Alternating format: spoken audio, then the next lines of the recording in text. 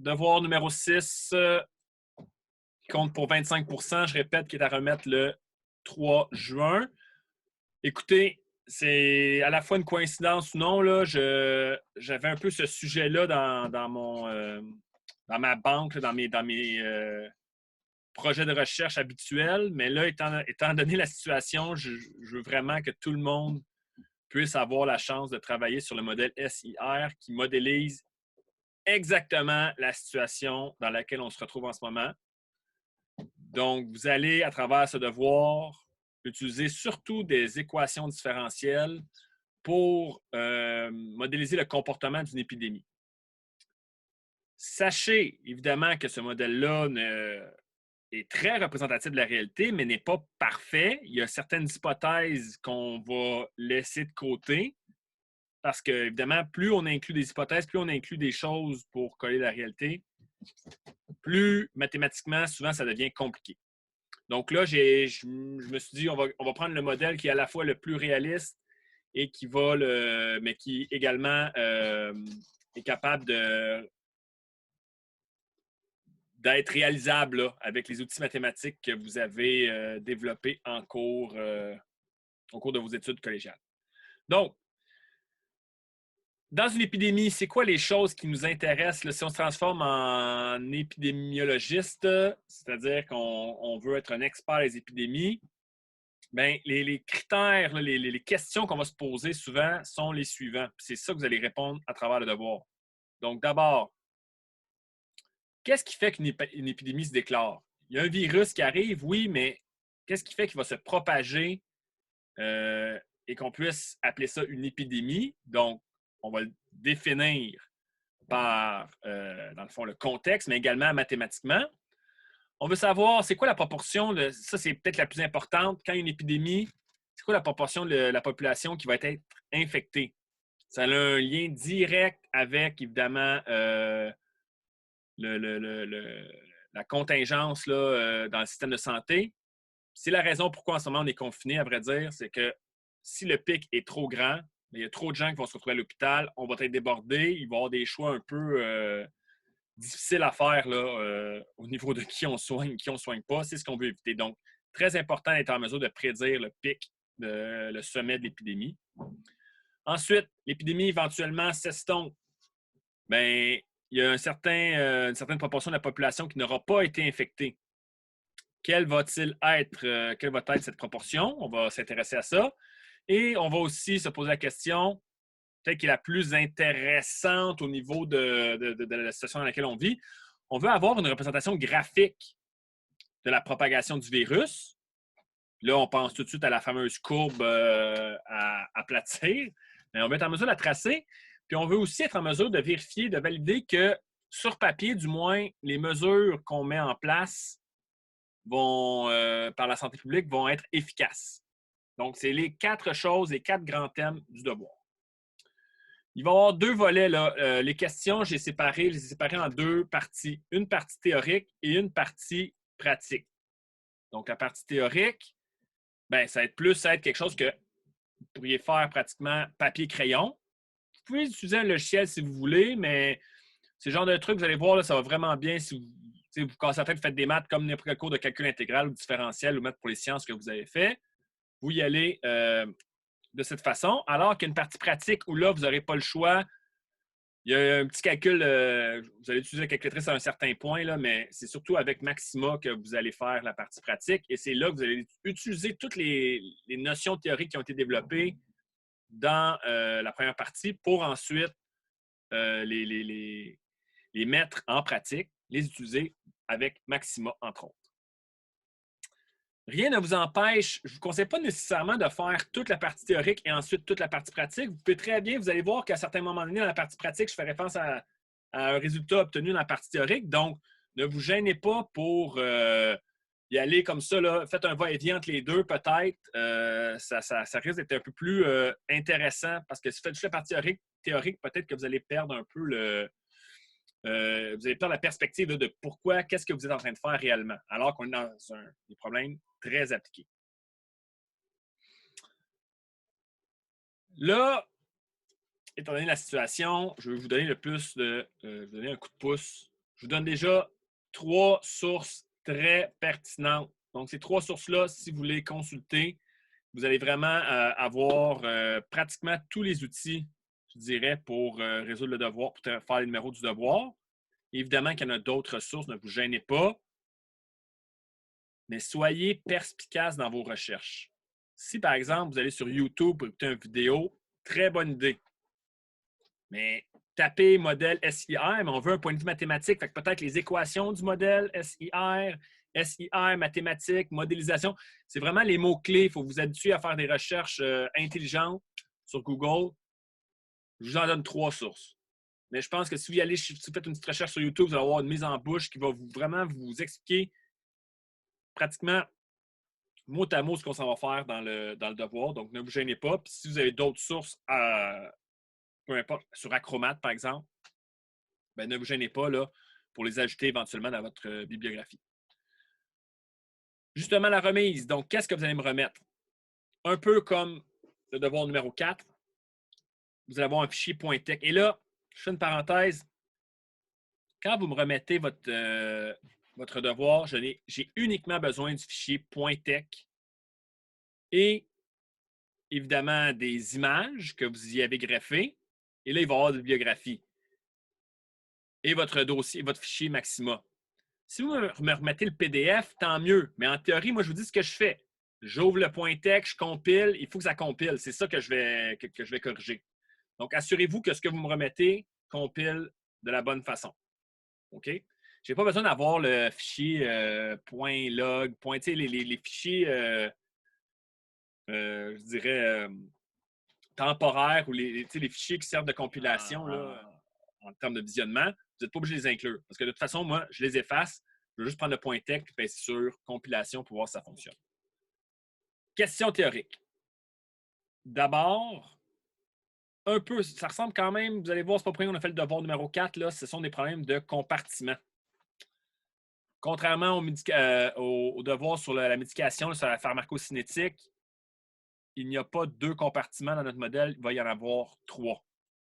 Donc là, au lieu d'être des molécules de médicaments, les petits points que je m'en vais faire sont des personnes.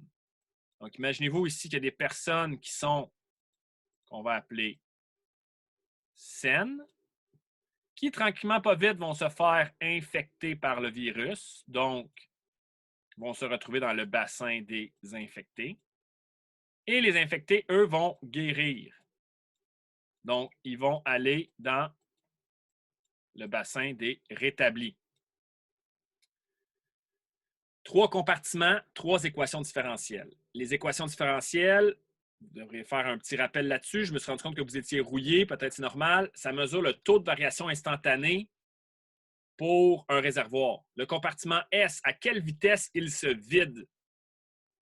Notre but étant de savoir à tout moment quelle est la proportion des gens qui sont sains, infectés et rétablis. On ne peut pas le savoir. Ce qu'on est capable d'établir, par contre, c'est le mouvement qu'il y a entre les réservoirs.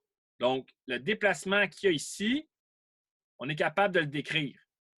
Ce sont, dernière chose avant qu'on se lance vraiment dans les questions. Dans certains ouvrages, ça se peut qu'au lieu d'utiliser A et B, il y en a beaucoup qui vont utiliser la lettre alpha et bêta. Des fois, ils vont inverser le A, des fois, ils vont inverser le B, des fois, ils vont. Donc, il peut y avoir différentes façons, différentes lettres, différents symboles pour décrire la même chose. Comme je voulais qu'on ait une base commune pour que ce soit plus facile de qu'on puisse poser des questions ensemble, je vous les donne, les équations. Donc, les équations éventuellement avec lesquelles je veux vous travailler sont les suivantes. Avec un A et un B. Et S et I et R, éventuellement, au début du devoir, S, I, R majuscule, c'est le nombre de personnes dans chaque compartiment, mais comme on veut être capable de décrire, c'est beaucoup plus intelligent de décrire la population en termes, les compartiments en termes de proportion, de pourcentage, puisque si mettons, on passe d'un pays comme les États-Unis, au Canada, à la Chine, bien, il n'y a pas la même quantité de population, mais le comportement en termes de pourcentage risque d'être le même. Donc, c'est pour ça qu'on va convertir ça en proportion éventuellement dans le devoir. Donc, au numéro 1A, on va parler, dans le fond, des compartiments et des hypothèses qui sont admises. pour décrire le modèle. Donc, que représente le compartiment SIR? Ça se fait en une petite phrase chacun. Et les hypothèses sont très importantes. Comme déjà en partant, je vais vous en donner une. Vous voyez que dans mon modèle, il y a 3 compartiments. Il n'y a pas il en manque un compartiment. Un compartiment, en temps normal, il y aurait du monde dans la population qui décède, qui meurt. Fait que il y a un modèle qui va s'appeler D là, pour dette, qui devrait être là. Je ne l'ai pas mis parce qu'encore une fois, mathématiquement, ça complique un petit peu les choses. Donc, on considère que le virus, vous voyez, en même temps, c'est pas comme si, oui, il y a des gens qui décèdent, mais ça ne changera pas vraiment tant que ça l'allure de la courbe dans ce cas-ci parce que la proportion de décès n'est pas si forte que ça par rapport à l'ensemble de la population. Mais je vous donne déjà une hypothèse. Puis il y en a d'autres comme ça qu'il faut tenir compte. Y a-t-il des naissances? Tu sais, le nombre de molécules, le nombre de petits points, le nombre de personnes, il s'ajoute, il diminue. Fait qu'il y a des choses comme ça là, qui, dans les textes, dans les sources, vous allez voir, c'est écrit. Je veux que vous les identifiez, ces hypothèses. Par la suite, on va jouer avec des définitions que vous avez déjà vues en calcul différentiel. Donc, 2i, 3i, 4i, c'est pratiquement des calculs différentiels. Delta S, delta I, delta R, la variation en absolu. C'est de combien on augmente sur un intervalle de temps delta T.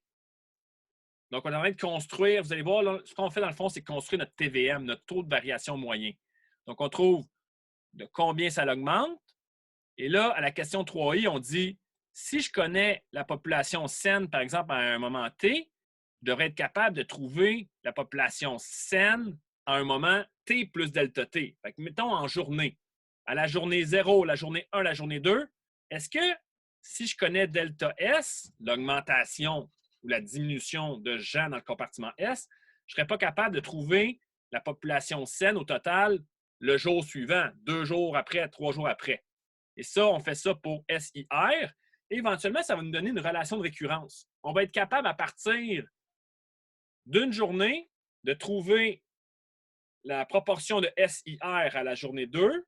Et après, avec la journée 2, on va être capable de trouver la journée 3, la journée 4, etc. Il va y avoir une relation de récurrence qui va être définie.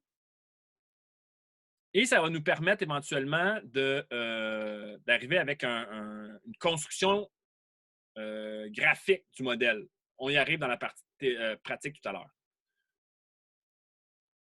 Bon, petite question justement de calcul différentiel. Pourquoi la valeur delta T doit être petite pour coller à la réalité? Donc, ça, c'est vraiment une réflexion. Des fois, on en parle dans le texte, mais c'est aussi une réflexion par rapport à votre cours de calcul différentiel. Et vous voyez ici, à la question 5, on laisse tomber les proportions, les valeurs absolues de SIR pour passer aux proportions, pour un peu rendre le modèle de façon plus universelle. Donc, on prend le résultat qu'on a obtenu avant, on divise tout par n, puis on regarde ce qui se passe. Je répète, avant que je change de page, que les questions qui sont là au début, peut-être que vous allez vous dire hey, bon, c'est comme une boîte noire, là, je ne sais pas par où commencer. Lisez la documentation que je vous ai envoyée. Vous avez des éléments de réponse à aller chercher à gauche puis à droite. Après, comprenez-les. Vous n'aurez pas le choix. Là. Sinon, à un moment donné, vous allez frapper un mur. Donc, voyons, on y arrive. On calcule le taux de variation moyen pour chacun des compartiments sur un intervalle delta T. Et à partir de là, on est capable de trouver, avec une limite, le taux de variation instantané, qui est rien de moins que des dérivés. Donc, on obtient notre système d'équation différentielle, ce que j'ai décrit au numéro, au début là, les équations différentielles de SIR, ben, vous avez la réponse dans le fond. Ce qu'on fait au numéro 1A, c'est de démontrer pourquoi ce sont ces équations-là avec lesquelles on travaille. Petite question mathématique, pourquoi la somme des 3 équations donne 0? Donc, c'est par rapport aux hypothèses. Je vous laisserai réfléchir. Donc, ça, c'est pas très long ici. Là. Je vous dis, là, la question la plus importante au numéro 1, c'est vraiment là, la 2i, 3i. C'est vraiment là qu'il y a une réflexion. Puis c'est comme un peu la clé dans le reste du devoir. Toujours pas de questions? Ça va? Je regarde là parce que c'est là que je vois si vous me faites un petit pouce en l'air ou vous m'arrêtez, non? Donc, maintenant qu'on a décrit les paramètres et les équations de l'épidémie, on va pouvoir vérifier les moments pour lesquels il y a réellement une épidémie. Quand est-ce qu'une épidémie se déclare? Donc, avec les équations différentielles, ben, je vous donne quelques indices. Il y a deux choses qui doivent arriver pour avoir une épidémie. La première, là, bien simple. S'il n'y a personne qui a de virus, il ne pourra pas se transmettre. C'est des choses pratiques qui paraissent un peu bizarres, mais mathématiquement, l'existence, les conditions initiales essentielles, il faut les définir. OK? Une fois que ça c'est fait, est-ce que nécessairement, s'il y a des personnes qui ont un certain virus, est-ce que nécessairement, est-ce que ça va se propager dans la population ou ça va s'estomper tout de suite? Et qu'est-ce qui fait en sorte qu'un virus se propage ou s'estompe? Bien, il y a une notion de pente là-dedans. OK? Donc, est-ce que c'est croissant ou décroissant le compartiment I? D'accord? Vous vous poserez ces questions-là à travers B, C, D. Et là, quels critères mathématiques, une fois qu'on parle de croissance, qu'on définit, il y a un lien à faire entre les paramètres. Et ce lien-là est très important. Il y a un lien très fort qui existe entre les paramètres qui a été discuté dans tous les médias. Encore hier, je l'entends tout le temps. Il y a un symbole spécial là, vous ferez des petites recherches dans la presse. Il y a un symbole que les épidémiologistes utilisent pour indiquer la virulence, la force d'un virus. Et il y a comme une valeur, un seuil pour lequel, si on le franchit, on dit qu'il y a une épidémie. Sinon, ça se résorbe. Donc, il y a un symbole qui est utilisé, mais je veux l'interprétation dans son contexte et j'aimerais beaucoup, bien, je veux avoir les paramètres, les liens mathématiques qui donnent ce symbole-là. Là. OK? Donc, ça, c'est ce qui était ici.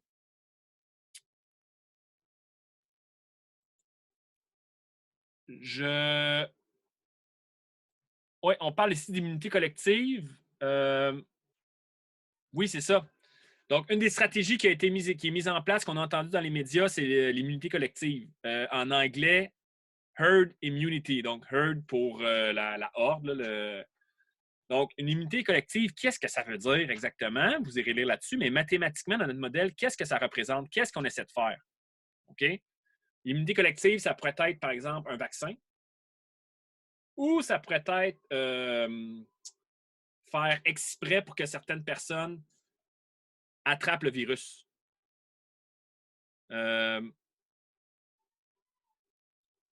En termes de vaccin, on pourrait se poser la question, il n'y a pas cette question-là, mais ce serait intéressant éventuellement. Est-ce qu'il faut que tout le monde soit vacciné? Tu sais, une immunité collective, est-ce qu'il faut que tout le monde soit immunisé? Pas nécessairement.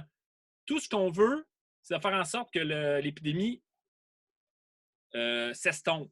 Donc, on va créer une immunité collective dans la mesure où ça va faire en sorte que l'épidémie diminue. Donc, après avoir parlé de la déclaration, l'existence de l'épidémie, on va étudier, supposons qu'il y a une épidémie qui se déclare, à quel moment elle atteint son sommet, à quel moment elle est à son apogée. Donc là, on est dans les trucs qui ont l'air purement mathématiques. Je vous donne les réponses dans le fond. Mais d'abord, il faut que vous fassiez un petit retour sur ce qu'est la règle de dérivation en chaîne. Donc, on doit trouver, on connaît la relation entre dIdt, on connaît, dsdt, on connaît. C'est dans nos équations de départ. Nous, on cherche dIds.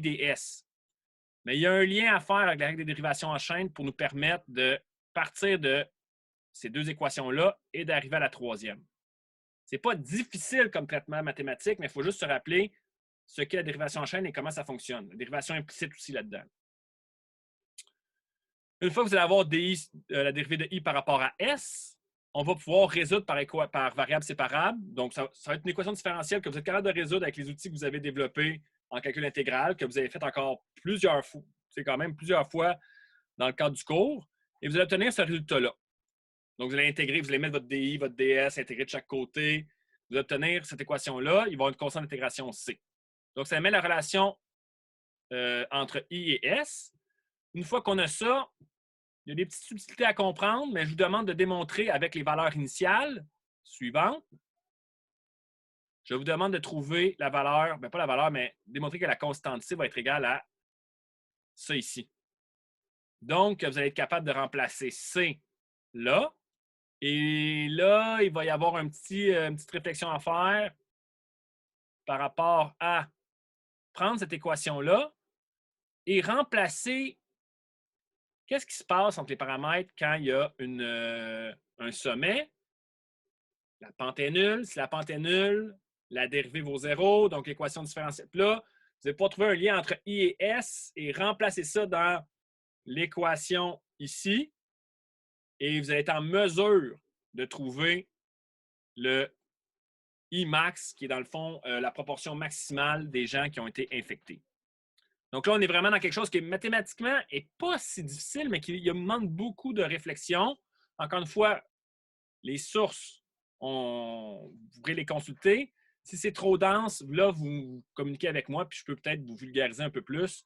Mais ça, c'est un problème mathématique très intéressant qui nous donne un résultat très fort. Si je connais A et B, si je connais mes valeurs initiales, je suis tout de suite capable de prédire la proportion maximale de gens qui vont être infectés. Okay? Donc, résultat très important. Si on a eu un maximum d'atteints, bien, éventuellement, toute bonne chose, une épidémie va éventuellement s'estomper, va descendre. Et on va se poser la question à l'infini, là. Donc, éventuellement, dans le temps, quand on roule le modèle pendant une quantité substantielle de temps, disons l'infini, quelles vont être les proportions de chacune des compartiments? On s'intéresse surtout à savoir S infini, c'est-à-dire la proportion de gens qui n'ont pas été infectés. Donc, encore une fois, vous lirez, il y a une relation, on réutilise la relation qui a été établie, mais cette fois-là, on remplace S par S infini. Et un petit indice, peu importe ce qui se passe, une épidémie finit toujours par passer. Donc, I, ça va vers 0. Donc, quand on remplace S par infini, automatiquement, bien, S par S infini, I va tout le temps s'annuler, va aller vers 0. Donc, vous allez avoir ce résultat-là. Vous allez avoir une équation à résoudre, éventuellement avec maxima, puis vous allez pouvoir trouver la proportion à l'infini. Donc, voilà pour la partie théorique. Et là, juste pour vous donner un peu un sneak peek, là, un aperçu de ce qu'on s'en va faire dans la partie pratique, mais de mettre en image ce qu'on a fait dans la partie théorique, j'ai, à partir de résultats initiaux, donc une quantité, une proportion infectée quelconque, un paramètre A et un paramètre B. J'ai rentré ça dans Maxima avec mon petit logiciel que vous allez construire, dans mon programme que vous allez construire par vous-même. Et on a nos trois courbes de, ici, les personnes saines, S. La courbe noire, ce sont les infectés. Et la courbe verte, les personnes qui sont rétablies. Donc, on voit ici notre fameuse courbe avec le sommet. J'ai identifié l'endroit où il y a un maximum avec une droite.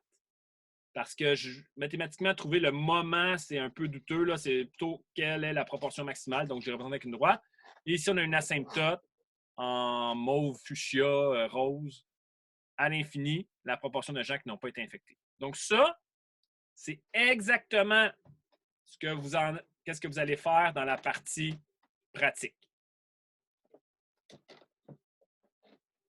Y a-t-il des questions avant que je me lance? Là, j'ai presque terminé.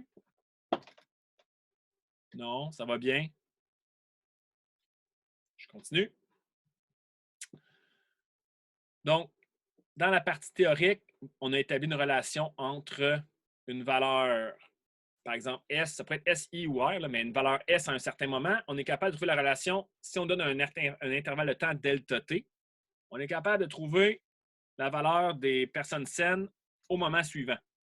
Donc, en termes de symboles, imaginez-vous que S0, c'est la quantité initiale de personnes qui sont saines, la proportion initiale de personnes qui sont saines. Comment je fais pour trouver S1? Mais si je connais la pente à ce moment-là, si je sais c'est quoi le taux, dans le fond, le taux de variation à ce moment-là, mais je suis capable de l'appliquer pour trouver S1, la proportion de gens qui sont saines au temps suivant. Donc, ici, ce que je dis là, S de 0, par exemple, bien, le moment suivant, c'est quoi? c'est S de delta T. Donc, entre S0 et S de delta T, il s'est écoulé delta T de temps. Et comment je fais pour trouver la variation delta S? Bien, on l'a fait à la partie théorique. De combien ça baisse? Delta S, c'est ça. Donc, de combien ça varie sur un intervalle de temps delta T. Le delta S, il n'est pas toujours pareil. Hein? Vous remarquez là, que le delta S, est de plus en plus petit. Bien, la formule pour trouver delta S, ça a été fait à la partie théorique. Mais c'est exactement qu'est-ce qui relie chacun des points de la suite S0, S1, S2, S3. C'est dans le fond la relation qui existe entre un point, la pente et l'intervalle de temps. OK? Donc, ça, c'est toutes des notions de calcul différentiel, puis des notions au début de votre cours de calcul intégral, là, quand vous parliez de différentiel, là, si vous relirez ça de façon théorique, c'est ma petite remarque ici, on va appliquer ce qu'on appelle la méthode Euler. Donc, le côté pratique ici, c'est d'obtenir une suite de points qui sont définis par une relation de récurrence dans la partie théorique. Et il y a un petit aspect, justement, un peu plus, je dirais, général que je mets dans une remarque où je parle de la méthode d'Euler. Donc, si vous faites une petite recherche sur la méthode d'Euler, encore une fois, les documents que j'ai mis en ligne, il y en a un qui parle particulièrement de tout ça. Bien, ce que ça dit, c'est que si j'ai un point Y0 et que je connais la pente en ce point-là, je suis capable d'évaluer, si vous me donnez le delta T, je suis capable de trouver le delta Y. Donc, je suis capable de savoir de combien ça descend approximativement entre deux points, mais je suis capable d'aller chercher le point suivant. Et si à chaque point, je connais la pente, c'est comme si j'utilisais à chaque fois des pentes pour approximer une courbe. Si delta T est petit, bien, le fait d'approximer une courbe par une droite, il n'y a pas tant d'erreurs que ça. Est-ce qu'on est pile sur notre modèle? Non, mais ça nous donne une façon d'approximer nos proportions et c'est ce qu'on va utiliser pour tracer notre graphique des compartiments S, I et R. Avec dans le contexte, dans le texte, vous avez tout ce qu'il faut pour appliquer les équations du modèle SIR. Il va y avoir le paramètre A qui est caché là-dedans, le paramètre B, le I0, puis l'intervalle de temps sur lequel on veut modéliser. Ça va vous permettre de répondre aux questions qui suivent et éventuellement de faire un graphique. Question B, vous n'avez pas besoin de maxima. C'est juste avec une calculatrice. Si je donne S0, I0, R0 puis que je donne le A et B, appliquez la méthode d'Euler à la mitaine, à la main. Encore une fois, il y a beaucoup de vidéos YouTube aussi qui le font, ça. Donc, c'est la façon de... Avant de parler d'un cas continu, on va approximer le modèle avec une façon discrète. Comme si à chaque point, comme si le nombre d'infectés, ça arrivait uniquement une fois par jour. Ce qui n'est pas réaliste, mais si on réduit l'intervalle de temps, ça va nous donner une bonne approximation. Donc, imaginez-vous ici que delta T, c'est 10 jours. Fait qu'on va évaluer le nombre de personnes saines à chaque 10 jours. Donc, S0, c'est jour 0. S1, après 10 jours. Après 20 jours. Après 30 jours. Et là, qu'est-ce que vous faites? C'est quoi le lien qui unit S0 à S1? C'est le delta S. Qu'est-ce que vous allez avoir vu à la méthode d'avant? Vous irez voir des vidéos, vous irez voir le texte. Ça devrait bien aller. C'est une petite recette, c'est la méthode d'Euler. Je vous demande juste de le faire pour 0, 1, 2, 3, 4. 0, 1, 2, 3. Parce que si on veut le faire pour 1, 2, 3, 4, 5 jusqu'à 10, jusqu'à 100, je ne sais pas, ça devient long un peu, ça devient lourd avec une calculatrice. Là, c'est là qu'on va utiliser Maxima. Donc, ça va juste nous permettre de valider qu'on comprend bien le modèle et de valider les réponses qu'on obtient sur Maxima. Là, puis, évidemment, il faut que ce soit pareil. Donc, comment, avec Maxima, vous allez faire ce programme-là? Encore une fois, je ne vous laisse pas tomber. Je vais juste partager. Donc, vous avez sur Léa un fichier Maxima qui s'appelle méthode d'Euler. Et là, je vous donne un exemple de la méthode d'Euler. Et je prends c'est quand même intéressant, je vous la présente. J'ai pris le même exemple que le devoir 4 en pharmacocinétique. Donc, j'ai utilisé les équations différentielles.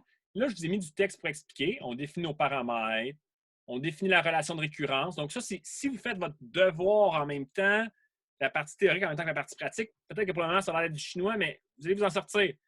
Mais vous remarquez tout de suite, pour ceux qui ont une bonne mémoire, là, qu'on retrouve les équations des différents compartiments pour une ingestion orale d'un médicament.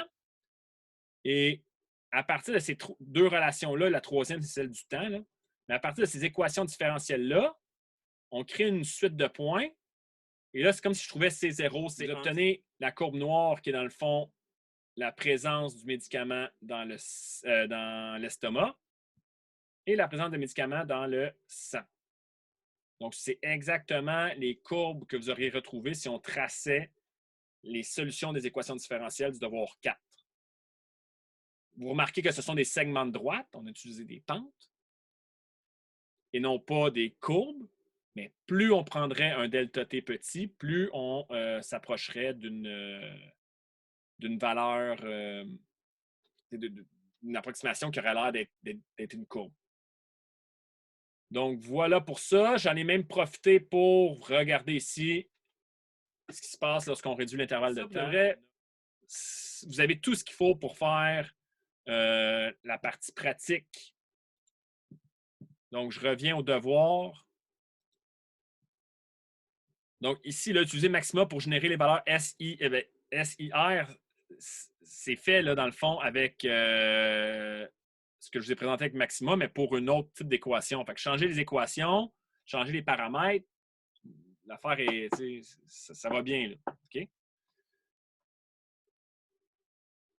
Je vous demande donc de créer la liste, ensuite de créer les coordonnées. Donc, je vous demande de le refaire une deuxième fois, donc un copier-coller de vos commandes, puis de juste changer une chose, l'intervalle de temps.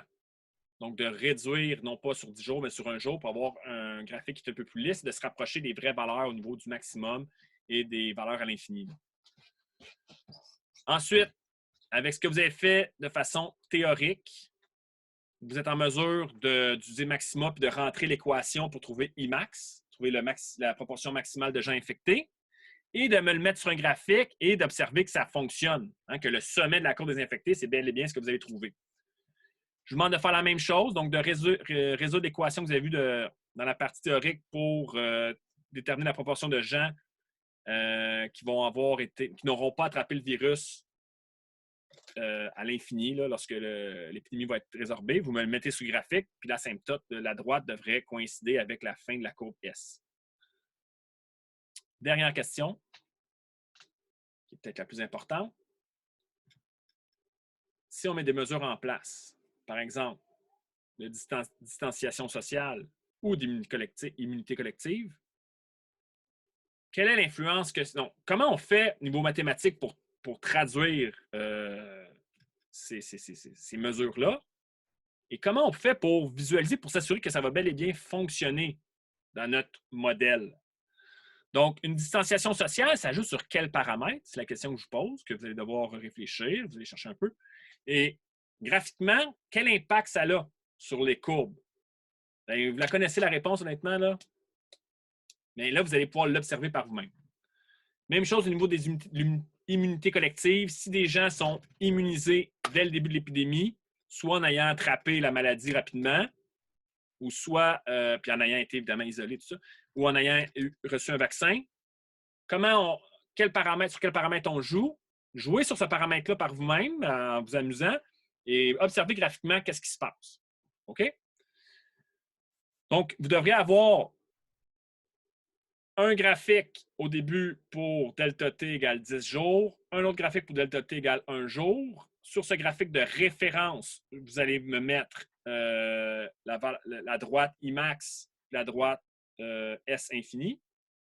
Ensuite, vous allez me mettre deux autres graphiques pour distanciation sociale et pour immunité collective, me montrer qu'il y a vraiment une différence avec le modèle sans qu'il y ait aucune mesure mise en place par la santé publique.